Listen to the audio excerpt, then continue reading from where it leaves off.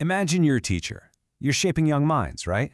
But for more than a decade, your salary is completely frozen.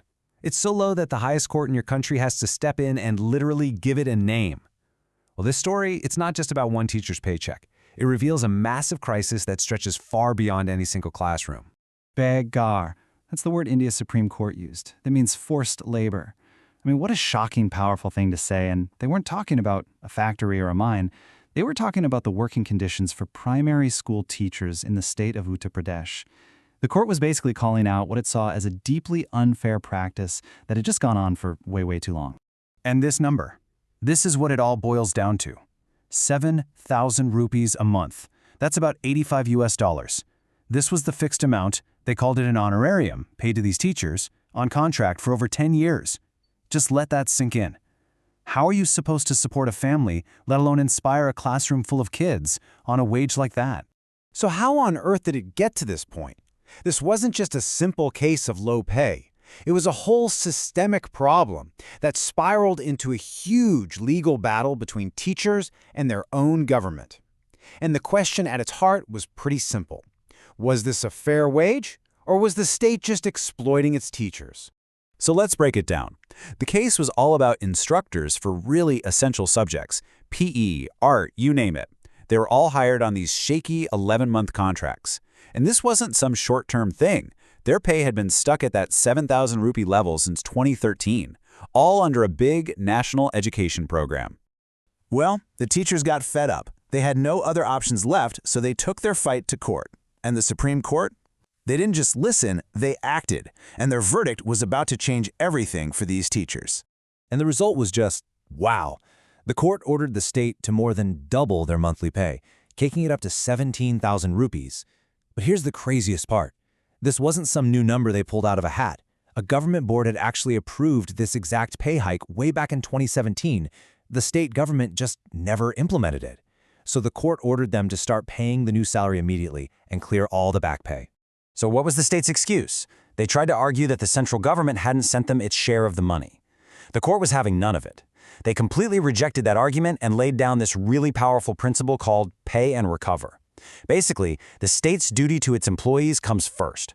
You pay what you owe, and then you can go figure out the funding issues with the central government. No more passing the buck. And this really is the key question, isn't it? The story out of Uttar Pradesh is incredibly powerful. But is it just a one-off case of bad management, or is it a sign of much deeper cracks running through India's entire education system? To answer that, we really need to zoom out. And to get that bigger picture, we're going to dive into this amazing report called The Right Teacher for Every Child. It's from the Tata Institute of Social Sciences, and it uses hard national data to give us a really detailed look at the state of teaching all across India. Okay, so before we get into the problems, we have to wrap our heads around the sheer scale of India's school system. The numbers are, well, they're honestly kind of hard to believe. Just look at this. We're talking about nearly 1.5 million schools, 9.5 million teachers, and over 265 million students. It's a colossal system. And what's really important to get is that it's overwhelmingly rural. 83% of schools are in rural areas. And government schools are the absolute backbone of it all, employing almost half of every single teacher in the country. Now, when you have a system that massive, you're bound to see some signs of strain. This report points to 3 huge challenges that really help explain how a situation like the one in Uttar Pradesh can even happen in the first place and why it keeps happening. First up, it's a classic problem of supply and demand. You just don't have enough teachers where you need them most, and that, of course, leads to some really chaotic and overcrowded classrooms. This chart just lays it all out. The national average for the pupil-teacher ratio is 28 students for every teacher. But then you look at a state like Bihar, and that number just explodes to 57-1. Meanwhile, a state like Sikkim has a ratio of just 8-1. This massive imbalance means some teachers are just completely overwhelmed, while resources are all bunched up somewhere else. And these shortages lead to another really serious problem. This number here, 9.5%, that's the share of government schools that are single-teacher schools. Think about that. Nearly 1 in 10 schools has just one person trying to teach multiple grades, multiple subjects. It's a nearly impossible task, especially out in remote areas. The second big challenge isn't about the number of teachers, but about who those teachers are. You see, The law is super specific about the qualifications you need to teach certain grade levels. But the reality on the ground? It's a totally different story. All right, this slide is so important. To teach primary school, you legally need a specific diploma, a DEL-ED. But the data shows that less than half, only 46% of primary school teachers actually have it. Around 30% have a different degree that's actually for teaching older kids. And then a shocking 10% have no professional teaching qualification whatsoever. This gap has a direct impact on the quality of education for millions and millions of young children. And that brings us right to our third challenge, which connects perfectly back to our opening story from Uttar Pradesh. It's the huge, widespread reliance on hiring teachers on insecure, short-term contracts.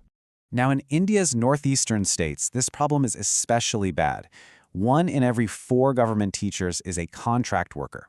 What that does is it creates this massive workforce with almost no job security, often with lower pay and fewer benefits. It just makes the whole teaching profession less stable and, frankly, less attractive. So when you put it all together, the zoomed-in story of the court case and the zoomed-out data from the national report, a very clear and pretty troubling picture starts to emerge. Here's the most important takeaway. The fight for fair pay in Uttar Pradesh, that wasn't an anomaly. It was the predictable result of a system that's struggling with massive teacher shortages, huge qualification gaps, and this heavy reliance on precarious contract jobs. These systemic problems create the perfect conditions for exploitation to happen. Which, of course, leaves us with the ultimate question, the one that's really at the heart of this whole report. When teachers are underpaid, when they're insecure in their jobs, and they're struggling in overcrowded classrooms, the whole system suffers. So the real question is, how do we fix these deep, systematic issues to make sure that every single child in India gets what they deserve, the right teacher?